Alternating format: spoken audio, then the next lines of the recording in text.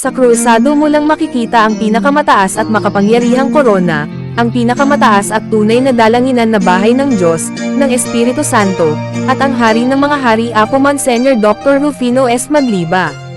Mabuhay po tayong mga krusado. I'm proud krusado.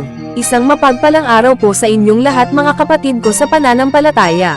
Buong mundo ngayon ay dumaranas ng napakalaking pagsubok ngunit huwag po tayong manghihinaan ng loob o di kaya'y mawawalan ng pag-asa. Alalahanin po natin na nasa atin ang pinakamataas at makapangyarihang korona. Ang korona ng ating kaligtasan na nasa ating Ama, Apo Monsignor Dr. Rufino S. Magliba. Basta dobleng ingat din lang po tayo at manalig at magdasal lang po tayo sa ating Diyos na buhay, Apo RSM. Mahirap paniwalaan pero ito ay katotohanan. Ang sabi ng Ama Monsignor Dr. Rufino S. Magliba, kung hindi sa Diyos ang nagpatayo ng simbahan o pananampalataya ito'y walang saysay. Mga kapatid na krusado, ang ilaw ay paparating na dahil ang liwanag ay nasisilayan na.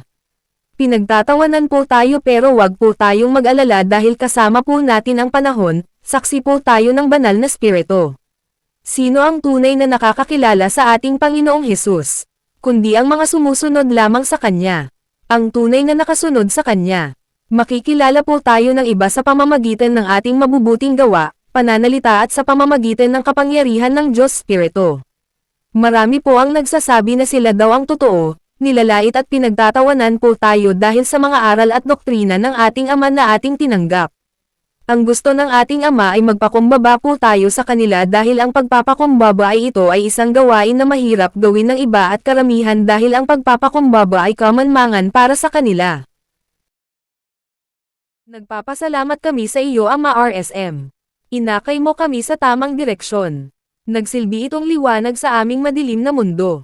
At nagbibigay ito ng lakas sa aming buhay. Kami na mga anak mo.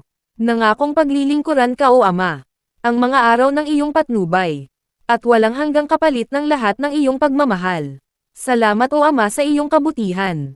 Sa iyong kagandahang loob. At sa iyong katapatan. Ikaw ang Diyos na laging nagpapasigla sa aming buhay. At napakalaking kapalaran namin. Dahil ikaw ang aming tunay na Diyos. Sa pagmamahal namin sa iyo o Ama. Hinding-hindi kami mapapagod sa paglilingkod namin sa iyo lalo na sa pananampalatayang krusado. Ang buhay naming ito ay iniaalay namin sa iyo. Pinasasalamatan ka namin at pinupuri at dinadakila ka namin. Lahat ng iyong mga turo at salita, o Ama RSM ay ipapahayag namin sa lahat ng tao.